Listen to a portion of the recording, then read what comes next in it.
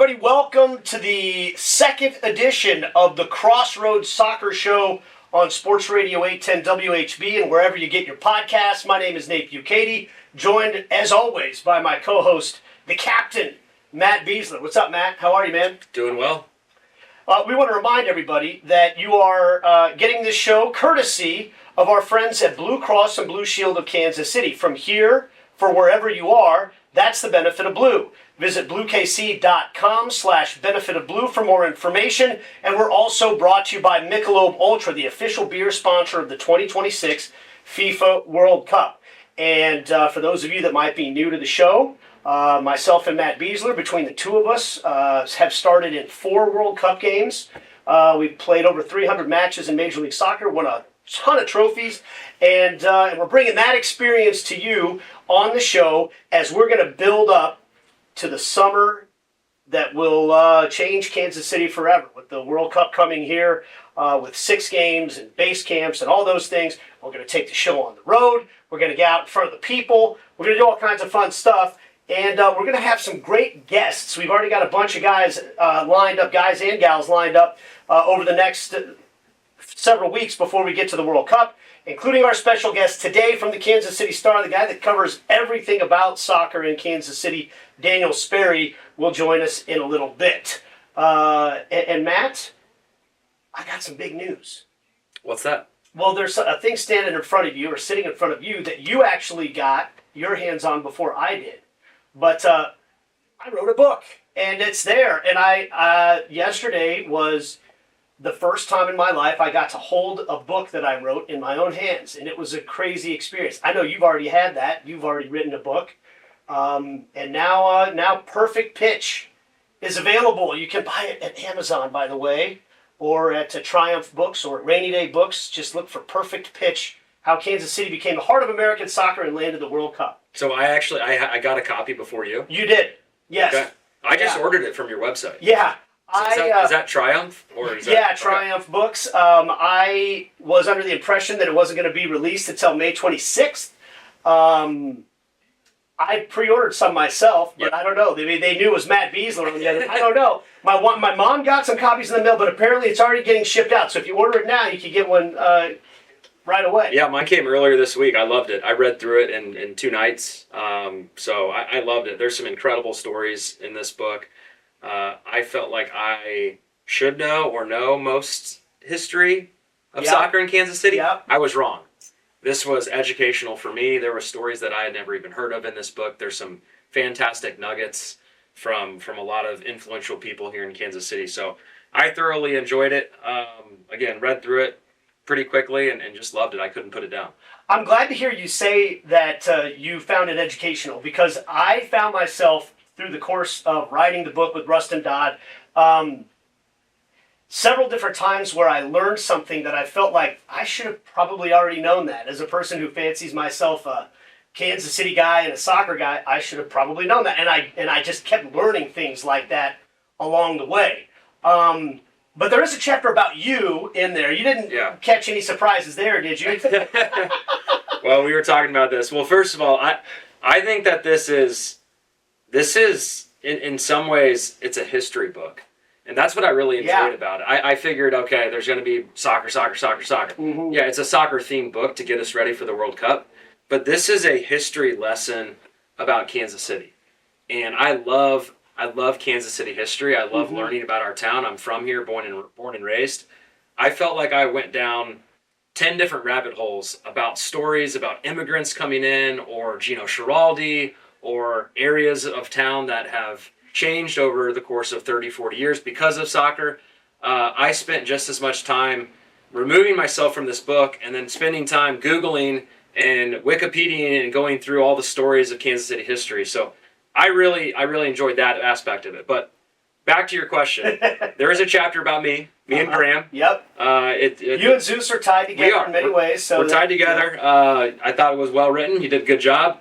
There was one minor mistake in the book that I texted you about right away.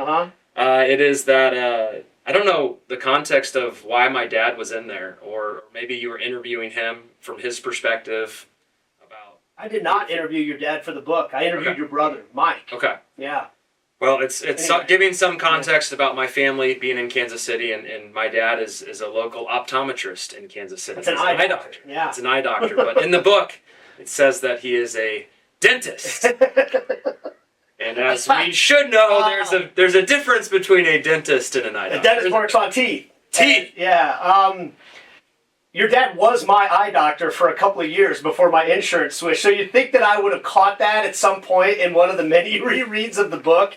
So when you texted me, I was like, you got to be kidding me. I almost did not text you because I know the book had just come out. I didn't want to be the guy, but I also wanted to acknowledge it. It's really not a big deal. Like, do we even know the difference between our eye doctor and dentist? I mean, I will say that I do think there's like a subconscious bias in my mind where I think of them as kind of the same type of thing, you know? And it's like, oh, you think we're all the same now? So Mr. Beasler, who, by the way, I met, I think, before I ever met you. I remember when I met him. I'm trying to remember the context of getting to know you, but I was at a Sporting Kansas City game, and he came up and introduced himself to me. So I've been to your house. Your dad has gazed, deeply into my eyes, scientifically, but somehow we had him down as a dentist instead of a. I promise that everything else is factually correct in the book, as far as we know. I do actually want to give a shout out. There's so many people to thank through the course of writing the book, but the very first person I interviewed was also a person who would be really fun to have on the show, and did a ton of fact checking for Rustin and me. Was Kurt Austin from Sporting Kansas City. That's a guy that, by the way, has been to like every World Cup, I think, since 2006. That dude's a walking encyclopedia. He is. And that was the first thing that Rustin and I both said was, okay, we need some people to read through this and make sure that we've got our facts right. And he was the first guy we sent it to, and he came back with a list of things. And they were the types of things that I think the average person would have said, well, they just would have been like a detail. And he knew, and he's, man, I felt so good about the factual reporting in the book because Kurt went through it. But you didn't catch the fact that we mislabeled Matt's dad, Kurt. So it's all good, Nate. No, it's Nate, my dad's a big fan of yours. He always will be. I think this will actually be something we can just always joke around about. Yeah. Next time he shows up, he's gonna bring you a toothbrush. I'm gonna bring him a toothbrush. I'm gonna bring him a copy of the book, and I'm just gonna cross out right in the margin. Optometrist. I haven't told him about it, so I don't know if he probably pre-ordered it. Knowing him, well, he might listen to the show. Now I'm going to blow the secret. I was going to say, let's see if he catches it himself. I'm sure he will. Well, okay. So yeah, the stories that are in the book, I thought it'd be kind of fun to dive into a little bit of your story, though, when it comes to this time 12 years ago, as you were just, what are we now? Less than 50 days, I think about 45 or so days away from the World Cup. Do you remember, I mean, that's MLS season going on at that point in time. Do you remember what life was like for you at that point? Did you feel like I'm going to make the roster, or I got to make sure I don't get hurt so I make the roster? Like, where was Matt Beasler in April of 2014? It's a great question. So I would say that I was in a pretty confident headspace, but at the same time, I still felt relatively new to the group. I wasn't an established national team player. I came onto the scene about 18 months before the World Cup, is all. So I was still very fresh and learning and new. But the way things were playing out the last few months, I had been called into every camp. I was starting games. We had won the Gold Cup the summer before. I felt good about my chances of being part of the team. Now, whether I went and started or played in the World Cup, that was to be dealt with later. But in terms of my approach leading into the World Cup, I felt good about it. I felt like I belonged. I felt like I was comfortable, established within the team. And so I never worried too much that I was not going to get invited to the World Cup camp or going to get looked over. So that was a good place to be. The interesting spot mentally was the injury part. It's always in the back of your mind, and it's this weird, like, you want to perform at a high level leading up to the World Cup. You want to be playing well for your club. You want to compete and battle and help your team, but in the back of your mind, I mean, look, as a soccer player, you're never 100%. So all these little injuries come up, and you kind of tweak your ankle, or your hamstring gets a little tight, or you get a knock, and in the back of your mind, like, wait, should I sit out this game, or should I sit out this practice? What does this mean? Is it getting better? Is it getting worse? That part was really difficult to manage, because most of the time you're like, well, of course I'm going to play. I'm going to tough it out. Mm-hmm. But you have to manage that. Oh my gosh, the biggest sporting event in the world is happening in a month or 2 months, and I need to make sure that I'm fresh for that. But you also need to make sure that you're playing well, right? Yes. Because every match is potentially Jurgen at the time, Poch now, Yeah. could be watching and evaluating. And, hey, Yeah, no, I mean, look, on my team. it's there's pressure that and everybody handles it differently. But I remember me being a player, like I felt like every club game leading up to it, I had to be the best player on the field. Mm-hmm. You know, if I went out and played for Sporting KC and we gave up 4 goals and I played like crap, what were people going to say? You know, what was Jurgen gonna say? He's watching the game. It's like, well, you can't even be the best player on the field for that game. You're not going to the World Cup. Yeah. And so that was interesting pressure to put on yourself every game. So one of the things we've been talking a lot about with this national team, this cycle, is that, and we talked about this on the last episode, there doesn't seem like there's been a real clear sense of identity that's been built within the club, within the group. I mean, what formation they play, all that. A lot of the guys seem to know each other at least fairly well, but I've heard from so many people in different cycles that have played or coached in the World Cup, and they say, you know, it's not like when you play on your club team where you got 2 months of training camp together where everybody's doing team bonding stuff and forming these deep relationships. It's like you get together, you got 2 weeks, and then boom, you got to play. How did you guys establish a sense of team chemistry and identity in that short of a period of time? Yeah, so I would say typically it's very shortened. You have a couple days to get ready for an international window or friendly. Sometimes for a tournament you might have a week or 2. World Cup's a little different. You do get, I would say you get a full month. So our cycle, we had our pre-World Cup camp in California at Stanford. And those are, to this day, some of the best moments of my life. When I think about my memories in the World Cup, some of them are blurred because there was so much pressure and it's hard to remember certain moments because you're just focused on trying to win the game. Whereas if I think about World Cup experience as a whole, most of my memories come from that camp at Stanford. We spent about 35 days there training for the World Cup. And I think there was 36 players who initially got invited to the camp, and that got cut down to 23. There's so many stories and memories from that camp. It was an incredible experience. I mean, for one, Stanford, have you ever been? I've been to a football game Yeah. one time. Actually, it was before Sporting played at San Jose. Yeah. I mean, the facilities, the campus. You know, I was a pretty young guy, so just like, and I love college campuses and universities. Like, you're spending a month at Stanford. Like, life's good. The food's great. We actually ate with the students in their dining hall. That was part of Jurgen. Wow. Jurgen wanted us to like just be exposed to the student life and help us take our minds off of the practices. So we were intermingled with undergrads and graduate students from Stanford eating in the middle of their dining table. Nobody recognized me because nobody knew who I was. But like, imagine Tim Howard and Michael Bradley and Landon and Clint. Like, they're sitting with college students trying to eat after practice. But one story I'll share real quick to answer your question about, you know, kind of coming together as a team.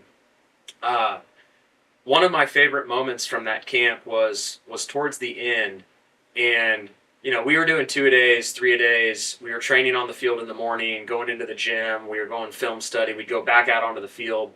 We were also trying to recover at a high level too. Part of our recovery was getting in the pool. Stanford has a Olympic, you know, sized pool and diving facility that's just incredible. And so we would go there sometimes in the afternoon just to, you know, flush out our legs and get our feet wet. But one of the first times we went in there, we started messing around a little bit, and a few of the guys went up to the platform 30-meter diving, you know, board, I guess. It's not a board, but you know what I'm talking about. Platform, the platform. Yeah, the really high one. I mean, that 30 meters is high. Oh, yeah. So a couple guys went up there, and they jumped off, and then a few more went up, and then a few more went up, and it kind of became this thing of, wait, almost every guy's gone up there and jumped. And unofficially it became, well, every guy's got to do it. And I remember going up there, and I was so scared. I hate heights. I had butterflies. I didn't want to jump. But I was about halfway through. So all the guys were excited to jump. And I was about halfway through, and I was just like, all right, this is part of being on the team. Like, this is the initiation moment for the World Cup team of jumping off this 30-meter platform. So I jumped. I hated it. It wasn't too bad. But then we just kept moving on. And there was about 4 or 5 guys who didn't do it. Josie and Jermaine Jones were the 2 guys, the last 2. They didn't want to jump. And we were calling them out, and we were chanting their name, and they refused to do it. And we sat there for 30 minutes in the pool, chanting their name and saying, we're not leaving until you guys jump. Like, if you're going to be part of the team, if you're getting on the plane, you got to jump.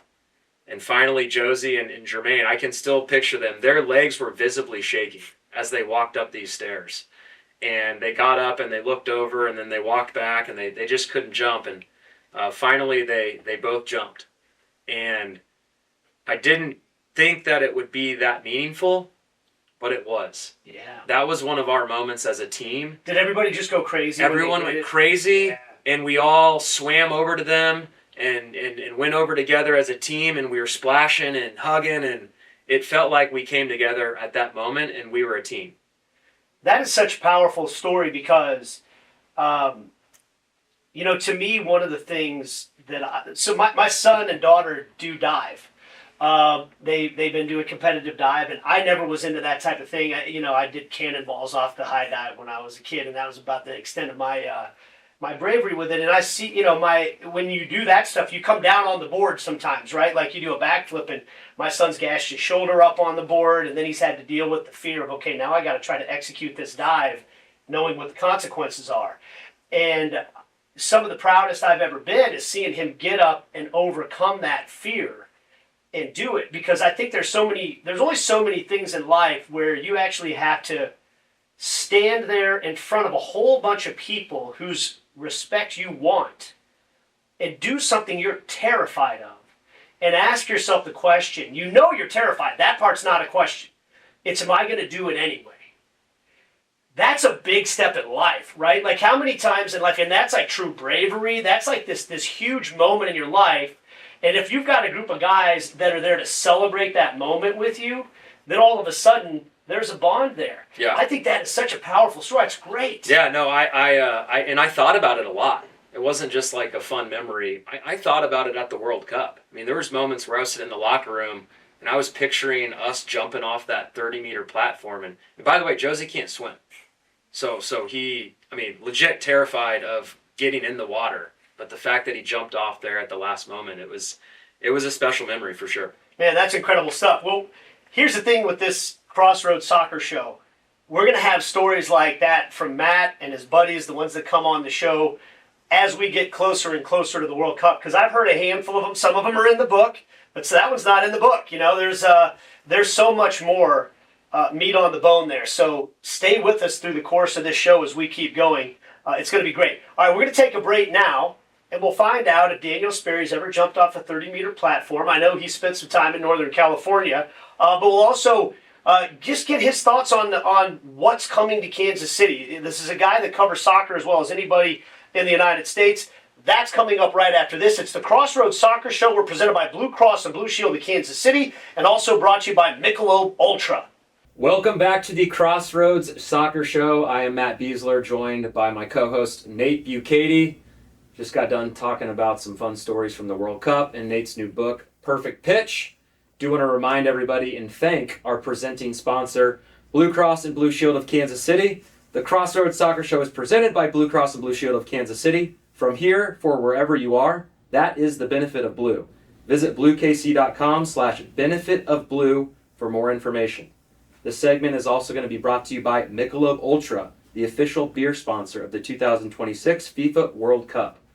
All right, Nate, so second segment of this show, we have a special guest, Mr. Daniel Sperry, soccer expert. What's your official title? We'll go with, it's interesting because soccer, there's not very many full-time soccer journalists in this country that do it. So I'm on a freelance contract with the Star, but I do cover soccer for the Star. So That's right. Okay. We could go cover that. That's what I would have guessed. I just didn't want to assume. Yeah. But welcome to the show, Daniel. How you doing? I'm doing well, man. It's an exciting time to not only be a Kansas Cityan, but to be a soccer fan in Kansas City. How long have you been in Kansas City now? So I've been in Kansas City for a decade, actually. I moved here the summer of 2016, and it's kind of a crazy story personally, but like that summer I got married. I moved here out of California, and like my very first credentialed media soccer experience was that summer of the Copa America, and so to think now we're approaching less than 50 days away from covering a World Cup in Kansas City. I mean, that's like, for me, pinch me moment that, you know, I'm as involved in all of this as I am, given where I felt like I started about 10 years ago. So that Copa America, I remember I got to go to the USA-Argentina game down in Houston. Mm-hmm. Were there games here in Kansas City? There were not games here. There was the opener was against Colombia, was in San Francisco Bay Area at Levi's. And I was kind of figuring out, do I really want to like pursue sports journalism versus what I was studying at the time, kind of at the end of my college time at that point, and making crazy life decisions. And I just, as a shot in the dark, I put in credentials to like, and if you've ever gone through the process of doing it, I'm going through that right now. It is a crazy process. And like it's someone who's like, at that time was just kind of more blogging than anything and writing about it and trying to like think, okay, it's the governing body of South America and CONCACAF, the CONMEBOL and CONCACAF, are they going to like think I'm worthy of credentialing? And I kept on telling myself, all right, we'll see what happens. And sure enough, I got foot in the door and got credentialed and was at that opener, and it was like, that was the bug. I caught it, and I have been itching to do whatever I can to cover the sport since. That was at Levi Stadium, mm-hmm. USA versus Colombia? Yeah, I was there. The very first, yeah. I don't think I played that game. For that Copa America, I felt like I maybe started on and off. Yeah. I can tell, that game feels like such a blur too now, mm-hmm. thinking about it, because it was just so... The Colombian fans are incredible, by the way. Oh, it was. And I that was, for me, like my first, like, I grew up near the Bay Area. I went to plenty of San Jose Earthquakes games growing up, but at that time they were mostly playing in Buckshot. It wasn't really like a huge, you didn't see massive, I mean, their sold out stadium was 10K. It wasn't a huge thing, but like to get on the streetcars to go to the stadium for me and seeing it filled with Colombians hours before kickoff, and all of a sudden get into the stadium and you feel that whole vibe. That was the first like kind of, whoa, this is much bigger beyond just like, you know, your ho-hum MLS game, which for a lot of time in my life that had been my experience with soccer or watching something abroad, like in Europe and South America. I'm going to put him on the spot. Yeah. So, because I'm sure you've got a ton of stories. We only have limited time, unfortunately, but give us your best memory or your favorite story you've covered. It doesn't have to be national team. It can be with MLS or it can be with sporting. Is there a story or a favorite moment in your reporting career that stands out? I think this was a really cool one, and I got the opportunity to cover the NWSL Championship for the Current, and they played in 2022 in DC, and it was kind of like I flew out the day of the match, and it was kind of crazy, and I was searching for some kind of story to put out pre-game about fans that were flying over. Thankfully, there was a ton of teal on our flight. And I remember talking with someone that, you know, now has become a friend, that I know she's a season ticket holder. I go over to the Blue Crew before every game, and I sit and talk with them and talk with her. But there was someone on the other side that I thought they were sitting there. They were all wearing KC Current gear, but they were going through like these old family photos. And I was kind of like, okay, well, what's going on here? So I just asked them, are you guys going to the game? He said, yes, you know, my daughter's a season ticket holder, but we actually finally get to go to DC for something. So this girl that is a season ticket holder for the Current, her grandfather passed away during COVID. He is buried, and to bury him at Arlington, that, like, because of COVID, all that whole process got backed up years and years and years. She played soccer through high school. Her grandpa, the one that passed away, like, sponsored all of her childhood soccer memories and all this stuff. So now she's a season ticket holder for the current, and the date that they got well in advance was the day after the NWSL Championship game, where they could finally go and go through the burial process at Arlington as a family. And so getting to kind of tell that story about like how her grandfather had instilled this love of soccer in her life, kind of culminating at the random time that the current actually happened to make it as a shot in the dark and won like 20, I think they went like 12 games unbeaten or something like that to get into the playoffs, and all of a sudden upset all the top seeds, beat all the teams on the road to get to the championship. And it was just like this whole culmination of all of it. So it was a really cool kind of full circle story. One of my first stories in that first year of covering soccer for the Star that I thought was still to this day is probably one of my favorite like personal kind of human moments that we really got to connect the love of the game, Kansas City, and kind of family, and something really cool all together. So it's a lot of thoughts come to my mind listening to you talk about, first of all, the statement that you made that there are not a lot of full-time soccer reporters in the United States. That's unlike about every other country in the world, right? Where everybody's clamoring for as much soccer information as they can get. And then the comment that you made about, like, you know, this story that you have of the family growing the game, you know, organically. When you talk to people from other parts of the world, that's how it happens, right? Like every broadcaster I've talked to from another country, they're like, oh, the first present I ever got was a soccer ball. Like there's no question. Like everybody I knew, the first present they got was a soccer ball. And so, you know, kind of tying back to the book, the thing that I have found remarkable about Kansas City, and really it's a microcosm of the United States, is those stories that have led us to this point. Because in this country, you've had to fight against all of this inertia of there's these American sports that you're supposed to play if you're American. And it's almost for a long time considered, maybe still by a lot of people, un-American to play the game of soccer. But yet here we are in Kansas City, a place where my daughter gets to grow up in a town with a women's soccer stadium that is like the envy of the entire world, and Sporting Kansas City doing the things that they did to say, no, look, you can make it look big time. You can make it feel big time. By the time you got here, that process was kind of already underway, right? 2016? Yeah. What was your perception of Kansas City as a soccer market when you got here? I think at that point, Sporting had been big enough that they kind of reached that pinnacle in 13, and you had the Open Cup in 15, and that all kind of came right before I came to Kansas City like full time. And so at that point, everybody knew outside of Kansas City that Kansas City was a legitimate soccer market. I remember going to go see, I was in college in Chicago area, went to a small private school out there, and we went up to go see Thierry Henry and the Red Bulls play against the Chicago Fire.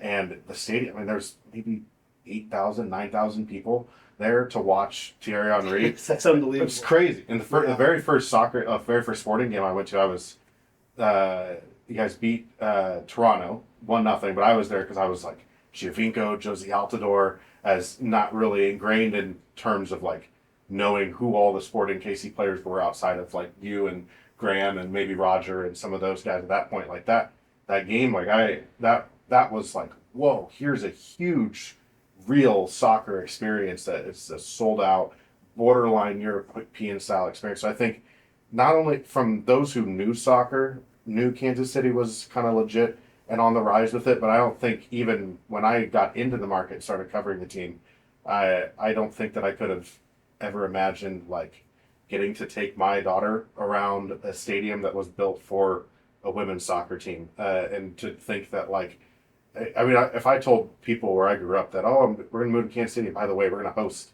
6 games of the World Cup that are going to be down the highway from me, that that would have been unfathomable, at that point. And so even then it was already big, but to see what it's been like in those 10 years, really, it's just been phenomenal. Yeah, I've got daughters too, so I can relate as well. The Current have done an incredible job, and then I'm excited to see where they go in the next 5-10 years. Fill in the listeners the best and worst part about being a soccer journalist, right? There's got to be some perks to the job, right? Yeah, and there's got to be some things that maybe people don't understand or realize that, hey, it takes a little bit more than what you would think. Or yeah.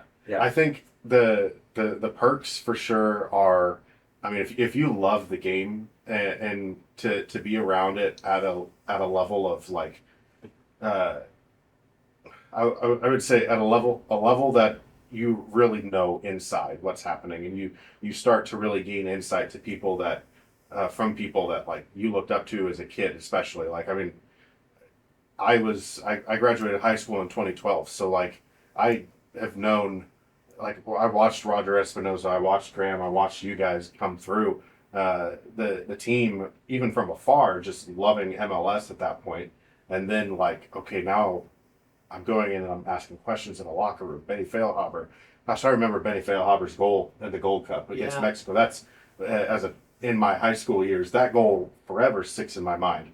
Benny became one of my favorite interviews and still one of my favorite people to talk to. So that piece is really cool. Of course, especially if you are a soccer nut and you love the game, getting to be around it at a high level, talk to coaches, talk to players regularly, and not only gain insight, but like get to know them as human beings and kind of share their stories as humans and kind of get to maybe display their humanity to everyone is really cool. Negatives, it's like it can be late hours. I mean I don't leave the press box at Sporting Park till like 11:30 usually on a match day, and I'm usually there at 6. So that I know for you on match day, it's also same thing, doing broadcasting. But I think one silly memory I remember I was working for MLS's website at the time, and I had to. I was interviewed. Toronto came and they wanted a story. One of the angles out of the game that they wanted was a story about Toronto and how they were doing. And I remember sitting there, and I believe I was interviewing Josie or either Josie or Jonathan Osorio. I can't remember exactly who it was at the time. And Michael Bradley's over in the corner of the room right where kind of the press scrum, at least, because there was a couple that had traveled to cover Toronto at that time. It was a big Sunday night game. Everybody had their eyes on it. Michael Bradley's over in the corner. The thing for the bag for the socks and dirty laundry was there, and I swear Bradley pelted me twice in the ear with like a wet, dirty sock from the game, and that is a moment that like I laugh at, and I remember telling you that, and then there was one point I think Roger Espinoza in one of his last years in 23 was goofing around and was trying to hit Eric Tommy with a sock while he was in there. So there's some. Was Michael hitting you on purpose with the socks? He immediately apologized, but I know I've seen him as a passer. Like I know he can drop the ball, he can drop anything on a dime, and I would like to believe that his eye-hand coordination. He's a calculated guy. He is. Sorry. Yeah. It's kind of like when I was talking to this is a weird tangent, but I was talking to Kalen Carr. I got to do a game with him in Toronto the other day. And we were talking about the sporting teams that he played against, and somehow Seth came up. And he goes, I just was always baffled by that guy because nobody fouled me harder or more often, but was nicer about it. Like Seth would always, oh, hey, sorry, I help you right back up. You're like, I hate this guy, but thank you.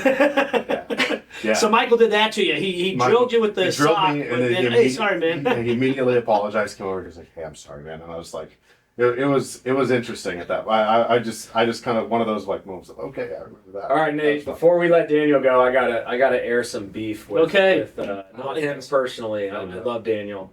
He does a great job. I'm just talking about sports journalists. I wanted you to have some real beef with Dan. No, I mean this might be thrown at your way too, Nate. All right. I've always said this, and I don't even know if I've told you this, Daniel. I understand giving post-game interviews, right? And some people like to open up a little bit more than others. Some people just like to give the generic answers. Everybody has a right to do whatever they want. Pre-game interviews.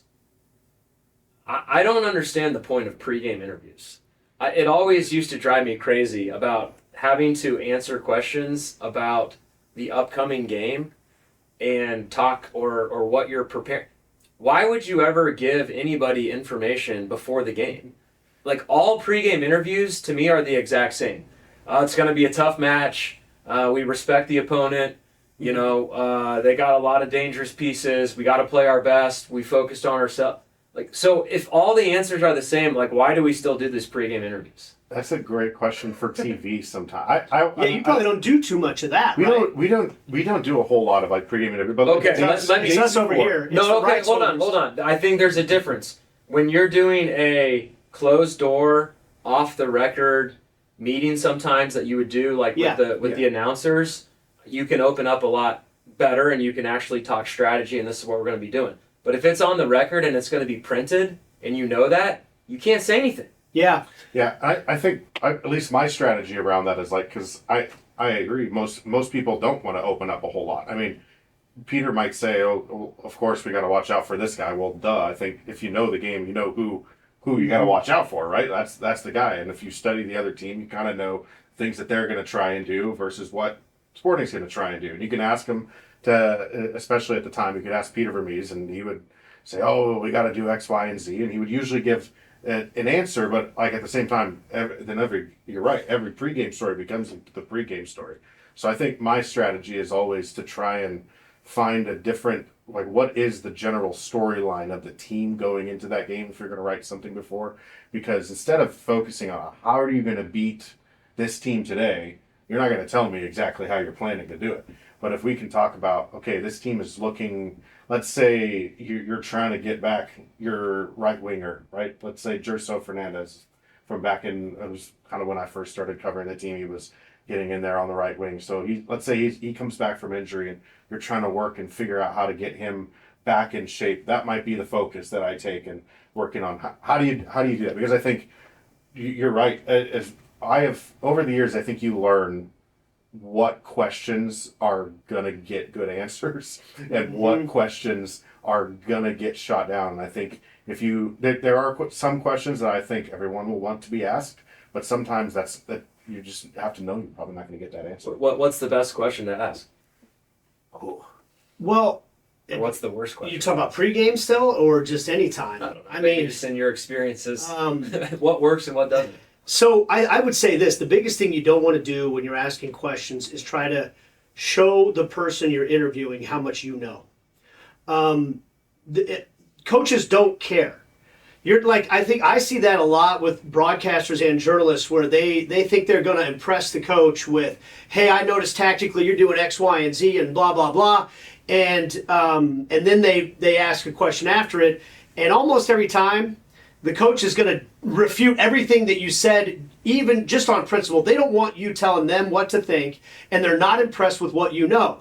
And so to me, like, just get rid of that right off the bat.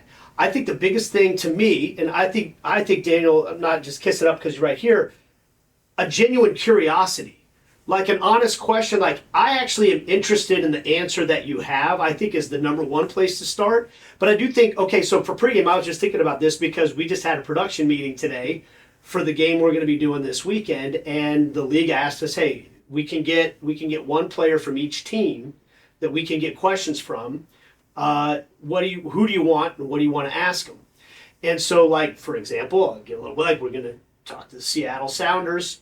One of the themes to us is they've been winning games with a bunch of injured players because about 4 young guys have really stepped up and played well. So we're going to ask one of the veterans, what has impressed you most about these young guys? So it's not like, how are you going to go beat, Kansas City today? Give us your tactics. It's more just about, hey, what have you observed with your team and what's been working well? Does that make sense? I feel like you got to kind of have to know the circumstances there. What do you say, Daniel? I think all questions too that are posed in a way where you assume you know what the coach was doing or what somebody was doing is one thing. The very first question I ever asked to Peter Vermees was about.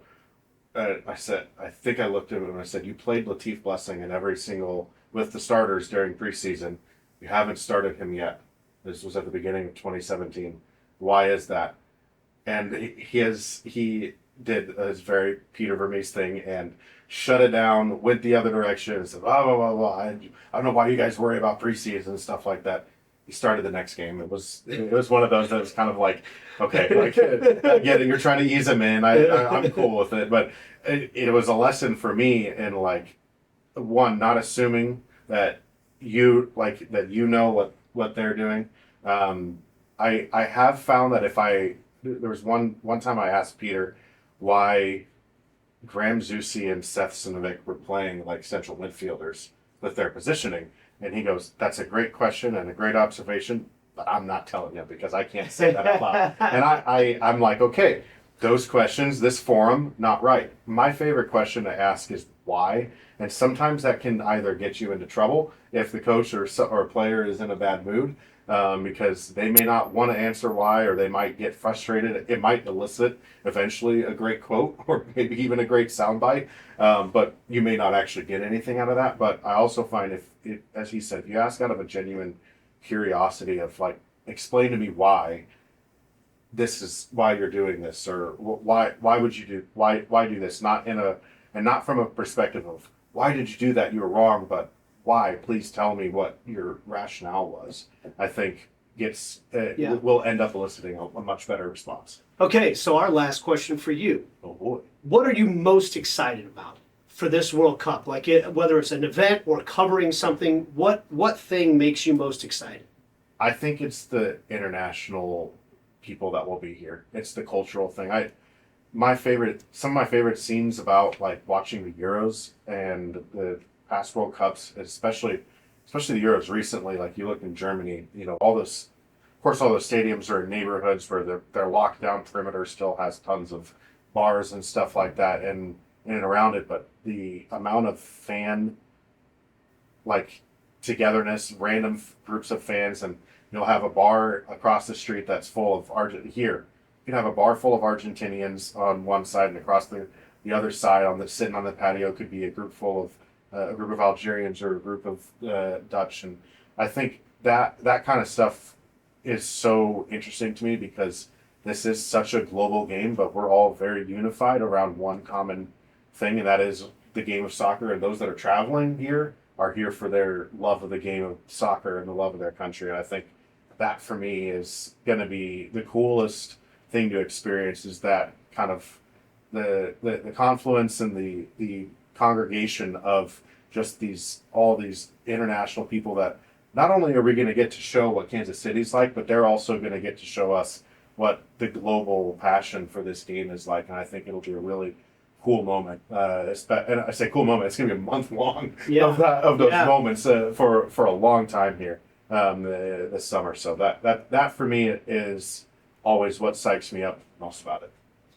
It's a great answer, and I can't wait for it. Daniel, thank you so much for the time, man. We appreciate it. Thanks for having me. Great to chat with you guys. Daniel Sperry, by the way, we're lucky to have people like Daniel who have a full-time job and then sacrifice all this other time on top of it to go to press conferences, to go to games, to cover multiple teams, and they're right here in Kansas City. We'll take a break, and we'll come back and wrap things up on this edition of the Crossroads Soccer Show, once again presented by Blue Cross and Blue Shield of Kansas City and brought to you by Michelob Ultra. And we're back on the Crossroads Soccer Show here on Sports Radio 810 WHB. Nate Bucati and Matt Beasler. Our thanks to Daniel Sperry for joining us on the last segment. Again, we're brought to you by Blue Cross and Blue Shield of Kansas City and presented by Michelob Ultra. And he's not in the room anymore, so I'm not just kissing up when I say this, Matt. As soccer lovers, we are very lucky for reporters like Daniel who, as I said earlier, work a full-time job. They're not doing this to get rich. They're doing this because of how much they love the game. Every time Sporting Kansas City has a presser, Daniel's there. Does KC Current have something that's news breaking? He's there. He's got a family. He's got a full-time job, but he cares so much about it that he's still giving good coverage, and we need more of it, honestly. So I really appreciate guys like Daniel being in town. I agree. Shout out to Daniel. He's the man.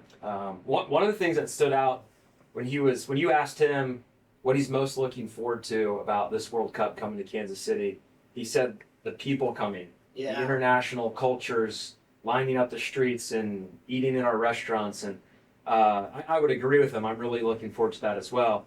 I read something a couple days ago, and I'm curious to hear if you saw this or not. Am I correct?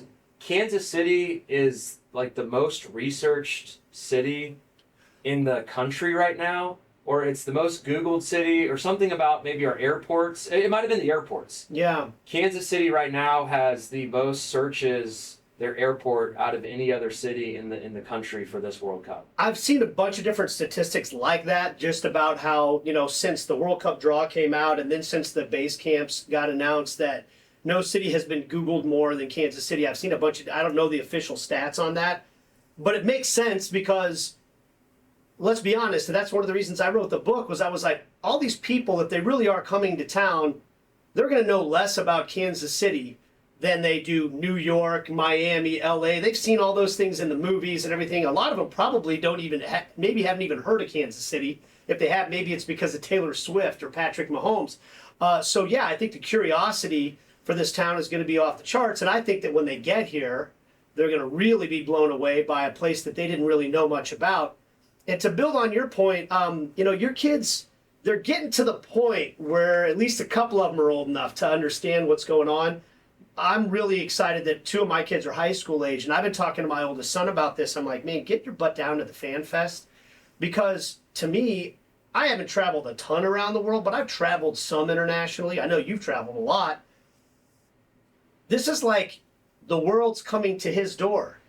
And how many, I mean, like when Daniel was talking about that, like how many opportunities is he going to get? Are we going to get to make friends with people from other parts of the world that we might maintain for the rest of our lives? I just can't wait. I couldn't agree more, Nate. I think the Fan Fest is going to be a spectacular experience, and I'm personally looking forward to going down there myself. I'm looking forward to taking my family down there as well.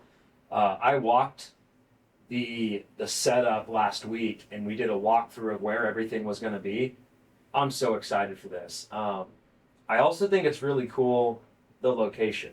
I think it's perfect. Mm-hmm. And one of the cool things about Kansas City, in my opinion, is it's small enough still where you can get a good sense of your direction, and you have moments in certain spots of the city. And so I think going down to the Fan Fest, I mean, I'm going to go down to the Liberty Memorial for the rest of my life.